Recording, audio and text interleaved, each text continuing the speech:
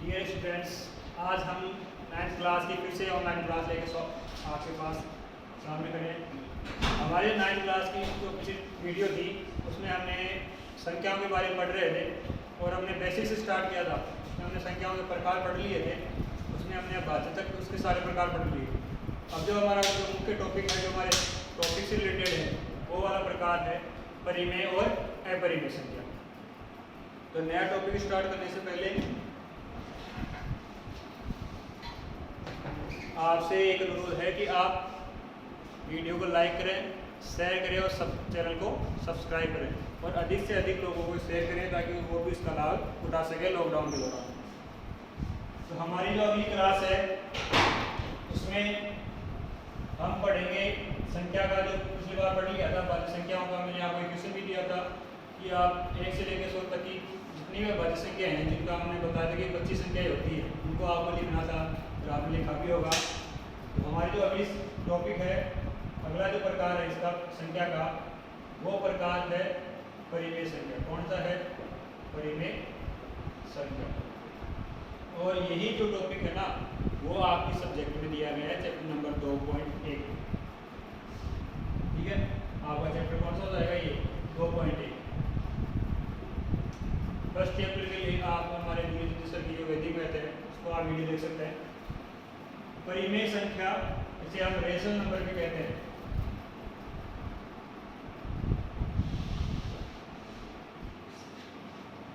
परिमेय संख्या और अपरिमेय संख्या, हम दो संख्याओं की बात करेंगे इसमें।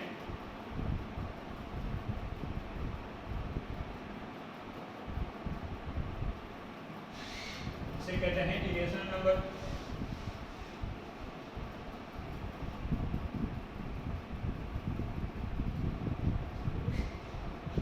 परिमेय संख्या देखें। परिमेय संख्या की परिभाषा है कि जिन संख्याओं को आप p बटा q में लिख सकते हैं वे परिमेय कहलाती हैं। लेकिन इसकी शर्त है कि जो नीचे का मान है q, वो कभी 0 नहीं होना चाहिए। यदि ये 0 हो गया तो ये अपरिमेय हो जाएगी, यानी अपरिभाषित संख्या हो जाएगी, जहाँ पर p व q दोनों ही पूर्णांक है। मैंने कहा था कि जो हम जितने प्रकार पढ़ेंगे वो सभी पूर्णांकों से मिलकर बने होंगे। तो यहाँ पे जो p और q आप देख रहे हैं, ये दोनों पूर्णांक है और यहाँ पे q का मान क्या नहीं होता? 0। ठीक है, इसके बाद इसमें बात करें, इसमें ये है कि हम इसको p बटा q में नहीं लिख सकते, लिख ही नहीं सकते इसको p बटा q में, तो अपरिमेय हो जाएगी। जिनको हम p बटा q में लिख सकते हैं वो परिमेय हो जाएगी। शर्त क्या है कि नीचे वाला मान यानी q का मान 0 नहीं होना चाहिए। इस संख्या में जो ऊपर वाला मान होता है वो अंश कहलाता है, यानी न्यूमरेटर कहलाता है, नीचे वाला मान हर कहलाता है, जिसे हम डिनोमिनेटर कहते हैं। डिनोमिनेटर हर हो जाएगा तो न्यूमरेटर अंश हो जाएगा। लेकिन इसमें यदि p बटा q में यदि कोई हमें संख्या दी गई होगी तो हम बता देंगे सीधा सीधा कि ये परिमेय है या नहीं है। लेकिन यदि हमें कोई संख्या दशमलव में दे दे, पॉइंटों में दे दे, तो हम किस प्रकार बताएं कि वह संख्या परिमेय है या नहीं है, अपरिमेय है या नहीं है। उसके लिए दो शर्तें हैं परिमेय के लिए, ठीक है, और एक शर्त है अपरिमेय के लिए। देखें, इसमें जो शर्त है वो एक है, इसमें शर्त है वो दो है। दो शर्तें कौन सी? इसमें एक शर्त है वो है शांत मान, और इसमें दूसरी शर्त है अशांत आवर्ती। दोनों को समझ लें आप, ज्यादा हार्ड नहीं है, आसान से समझ में आ जाएगा। शांत मान का मतलब है कि p q से पूर्णतः विभाजित है, p q से पूर्णतः विभाजित है। यानी यदि ऊपर वाली संख्या में नीचे वाली संख्या का पूर्णतः भाग गया है, यानी पूर्णतः वो डिवाइडेड है संख्या, तो वह संख्या क्या है? शांत मान है। जैसे आपके पास एग्जांपल दे दूं, जैसे 1.4, 2.3, 5.2, 2, 5, यानी ये सब क्या है? ये वो भागफल है। वो क्या है? भागफल है। यानी किसी संख्या में दूसरी संख्या का भाग देने पर यदि भागफल 1.4 4, 2.3, 5.4, 2 इस प्रकार का है, यानी पूरा भाग गया है। क्या गया है? पूरा भाग, यानी संख्या पूर्णतः विभाजित हो गई। क्या हो गई? पूर्णतः विभाजित। तो वह संख्या क्या कहलाएगी? शांत संख्या कहलाएगी, यानी शांत मान कहलाएगा। तो शांत मान होगा तो वह संख्या कैसी होगी? परिमेय होगी। क्या होगी? परिमेय। दूसरी बात करें इसकी, अशांत आवर्ती। अशांत आवर्ती का मतलब है कि यदि पूरा भाग नहीं गया, हर संख्या में पूरा भाग जाए जरूरी तो नहीं है, लेकिन यदि किसी संख्या में पूरा भाग नहीं गया, लेकिन एक शर्त है कि उस संख्या में आवर्ती है। क्या है? आवर्ती। जैसे आगे 5 दे दिया 1.434343, या फिर दे दिया 2.3333। ये जो डॉट डॉट मैंने लगाए आगे, इसका मतलब है कि ये मान अशांत है, यानी पूर्णतः विभाजित नहीं है। ये मान कैसा है? अशांत, पूर्णतः विभाजित नहीं है। यदि पूर्णतः विभाजित नहीं है, लेकिन एक बात आगे लिखी हुई है आवर्ती, यानी इसे कह सकते हैं रिपीटेशन। क्या कह सकते हैं आप? रिपीटेशन। रिपीटेशन का मतलब यानी कोई संख्या या कोई अंक बार बार रिपीट हो रहा है दशमलव के बाद। कोई संख्या बार बार रिपीट हो रही है दशमलव के बाद, तो वह संख्या आवर्ती कहलाती है। क्या कहलाती है? आवर्ती। यानी अशांत आवर्ती। अशांत का मतलब पूरा भाग नहीं जाना, और आवर्ती का मतलब दशमलव के बाद। इसके बाद दशमलव के बाद एक ही संख्या का, एक ही अंक का बार बार आवर्त होना है, बार बार आना, क्या कहलाता है? आवर्ती। यानी दो पढ़ लिया आपने, या तो पूरा भाग गया या पूर्ण विभाजित हो, या पूर्ण विभाजित नहीं है लेकिन दशमलव के बाद एक ही संख्या या अंक का रिपीटेशन है, तो वह संख्या क्या कहलाएगी? परिमेय कहलाएगी। समझ गए दोनों बात?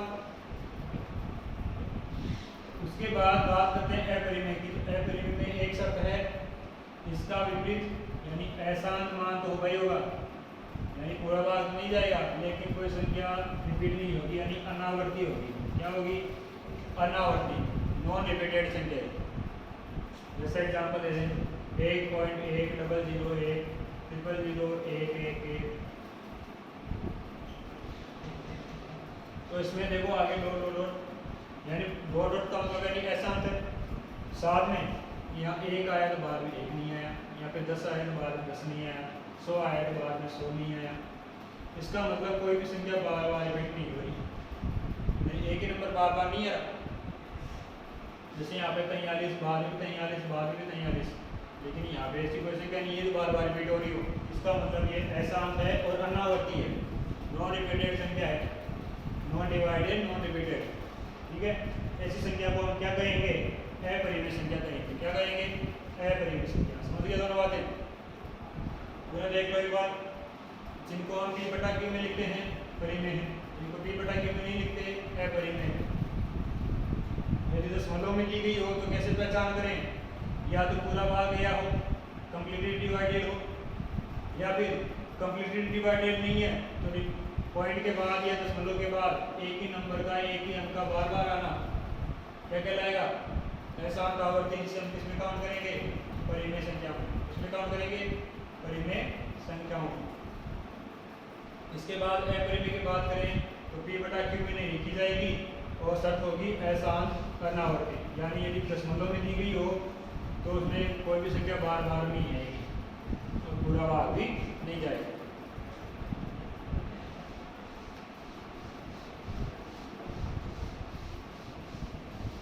तो ये वाला जो टॉपिक है परिमेय अपरिमेय, ये आपके क्वेश्चन में है। इसकी थोड़ी सी बात और कर लेते हैं कि सर नॉर्मली कौन कौन सी संख्याएं अपरिमेय कह सकते हैं हम। तो नॉर्मली किन्हें हम परिमेय कह सकते हैं, किन्हें अपरिमेय कह सकते हैं, उसके बारे में देखिए। पहला बात परिमेय के लिए सभी पूर्णांक, हम किसके लिए पढ़ रहे हैं? परिमेय। किन्हें आप परिमेय कह सकते हैं? सभी पूर्णांक परिमेय होते हैं। सभी पूर्णांक क्या होते हैं? परिमेय होते हैं। तो जितने पूर्णांक है वो परिमेय होते हैं। कैसे? जैसे आपके पास 2 है, 0 है, 1 है, -1 है, 4 है, ये सब पूर्णांक है। क्यों है? क्योंकि सबके नीचे हम 1 लगा सकते हैं। क्या लगा सकते हैं? 1। p/q में हो गई ना सारी संख्या। इसका मतलब ये परिमेय है। दूसरी बात, जिनका वर्गमूल जिन पूर्णांकों का वर्गमूल पूर्णतः हो जाता है, पूर्णतः हो जाता है, परिमेय होते हैं। क्या होते हैं? परिमेय होते हैं। जिनका वर्गमूल पूरा पूरा हो जाता है वो परिमेय कहलाते हैं। जैसे वर्गमूल 4, इसका वर्गमूल 2 हो जाता है पूरा, तो है वर्गमूल 9, इसका 3 हो जाता है, वर्गमूल 16, इसका वर्गमूल 4 हो जाता है। यानी जिनका वर्गमूल कंप्लीटली हो जाता है वो क्या कहलाते हैं? परिमेय कहलाते हैं। समझ गए बात? ठीक है। इसके बाद आप कह सकते हैं अपरिमेय के बारे में। नॉर्मली अपरिमेय कौन कौन सी होती है? तो आपके ई व पाई ये संख्यात्मक मान है, ठीक है, बड़ी क्लास में पढ़ेंगे इनके मान। 9th में आएगा होगा पाई का मान हम इसमें यूज करते हैं, वर्ग का क्षेत्रफल निकालने में यूज करते हैं, ये पाई आर स्क्वायर, पाई आर वगैरह में। इसका मान आप लेते हैं 22/7 और एक होता है 3.14। जबकि 3.14 नहीं होता, इसके असंख्य मान होते हैं जो नॉन रिपीटेड होते हैं, इसलिए इसको हम क्या कहते हैं? अपरिमेय कहते हैं। ये भी अपरिमेय है, ये भी अपरिमेय है। इसके बाद जिन पूर्णांकों का वर्गमूल पूर्ण हो जाता है वो तो परिमेय होते हैं, और जिनका वर्गमूल पूर्णतः नहीं होता, जिन पूर्णांकों का वर्गमूल पूर्णतः नहीं होता, अपरिमेय होते हैं। क्या होते हैं? अपरिमेय होते हैं। जैसे वर्गमूल 3 है, वर्गमूल 2 है, वर्गमूल 11 है, वर्गमूल 10 है, वर्गमूल 5 है। ये इनका वर्गमूल पूरी तरह नहीं होता, इसलिए इनको हम अपरिमेय संख्या कहते हैं। क्या कहते हैं? अपरिमेय संख्या। समझ गए होंगे बात? कौन कौन से अपरिमेय होते हैं, कौन कौन से परिमेय होते हैं। तो आपके जो क्वेश्चन है 2.1 में, उन क्वेश्चन की बात करें तो पहला क्वेश्चन है उसमें कि निम्न संख्याओं में से कौन सा परिमेय है, कौन सा अपरिमेय। आप आसानी से पहचान सकते हैं कि जो मैंने सारे नियम बताए हैं, सारी विशेषताएं बताई हैं संख्याओं की, उनसे आप उनको प्रश्नों को आसानी से सरल कर सकते हैं। इसके अलावा आपसे पूछा गया है कि परिमेय संख्या को, जैसे कोई संख्या आपको दे दी 2.3333, ये संख्या दे रखी है, इस संख्या को दूसरे रूप में लिख सकते हैं। ये परिमेय संख्या है क्योंकि इसमें दशमलव के बाद एक संख्या बार बार आ रही। इसको ऐसा भी दिया होता है किताब में कुछ इस प्रकार। तो इसका मतलब समझे कि ये क्या है। ये जो ऊपर लाइन लगी हुई है ये बार लाइन कहलाती है। क्या कहलाती है? बार लाइन या बार लाइन इसे कहते हैं, ठीक है। इसे बार लाइन कहते हैं या आवर्ती रेखा भी कहते हैं। क्या कहते हैं? आवर्ती रेखा। इसका मतलब है कि जिस पे ये लाइन लगी होती है ना, और वाला अंक बार बार आ रहा है। इसका मतलब आप इसे लाइन को जब हटा देंगे, यहाँ से लाइन को हटा दिया तो आप संख्या को इस प्रकार नहीं लिखेंगे, अब आप इस प्रकार लिखेंगे, यानी स्क्रीन का रिपीट करते जाएंगे आप। समझ गए? तो आवर्ती लाइन का अर्थ समझ गए आप, ठीक है। अब आपको कुछ दिया होता है, दूसरा क्वेश्चन इस प्रकार है कि निम्न में से कौन सी संख्या शांत है, कौन सी संख्या अशांत है, इसका पता कैसा लगाएंगे। सर कौन सी संख्या शांत है, कौन सी संख्या अशांत है। जैसे आपके पास 1/2/3 है, ठीक है, एक है 1/2, 1/2।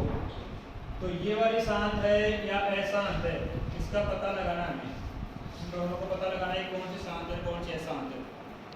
जो आपका दूसरा क्वेश्चन है इसमें पूछा गया है कि कौन सा मान शांत है, कौन सा अशांत है। इसके लिए क्या करते हैं हम नीचे हम जो 2 और 5 है, क्योंकि हम जानते हैं 2 और 5 गुना कितना होता है, 10 होता है। कितना होता है?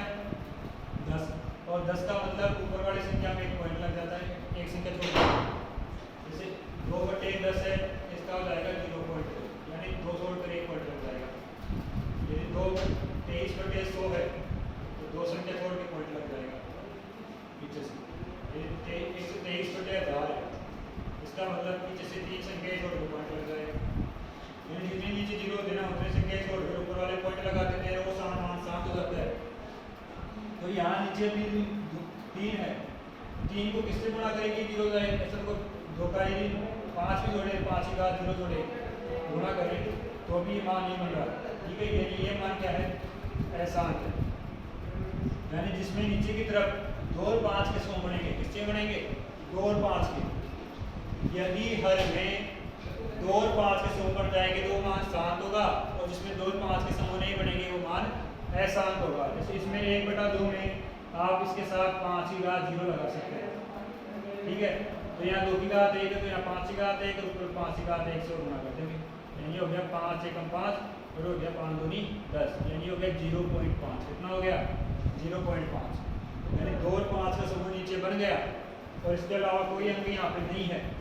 ठीक है, तो ये केवल 2 और 5 है तो शांत है, 2 और 5 के अलावा कुछ और है तो वह अशांत होगा। समझ गए मान?